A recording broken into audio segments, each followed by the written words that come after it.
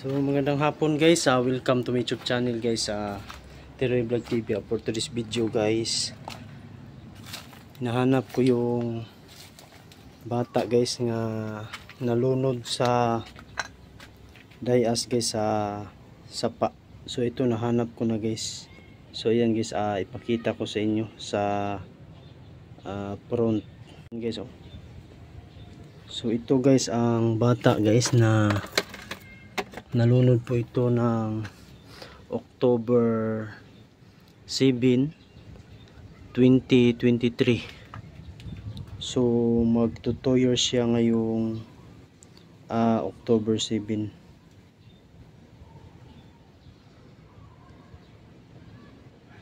One year pa lang to. Si Junjun is labok. So ito po ay nalunod sa sapa. Itong bata na ito ay isinilang siya ng 2019 February 3, 2023 October 7 ang kanyang pagkamatay sa bibi na ito.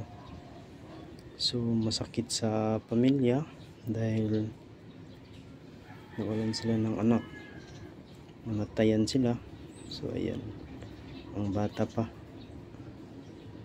19 to 20, 21, 22, 23, 4 years old lang siya namatay. So sayang ang kanyang buhay.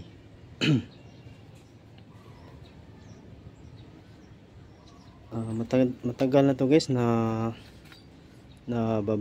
viral po to na video na ito na bata na nalunod sa sapa dito lang sa Cebu City sa Dayas, sa barangay Dayas, sa may dyan sapa nandun. So umiiyak naman ang mga kapatid nito at saka ina at ama. Sayang ang buhay sa kanilang kapatid na nawala lang.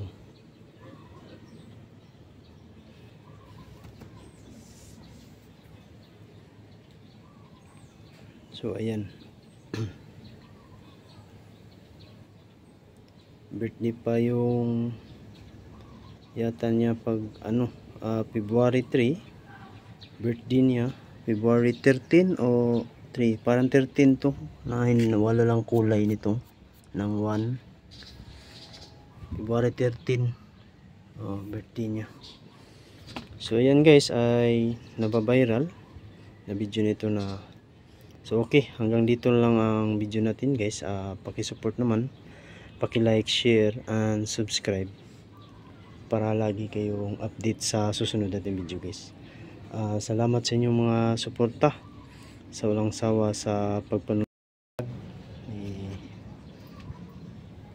Jason Pilapil alias Budlaw and Teroy. So salamat sa inyong suporta. Hindi dahil sa inyo hindi ako makarating dito sa YouTube channel ko, Teroy Vlog TV. So salamat sad sa mga OFW at sa ibang bansa. So shout out sa lahat sa nagpa-shout out. Hindi ko lang nabanggit ang mga pangalan dahil ang dami na naka-comment ninyo. Dito na lang.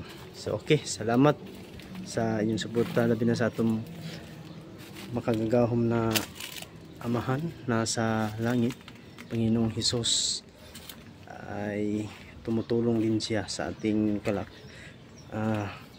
kalakasan.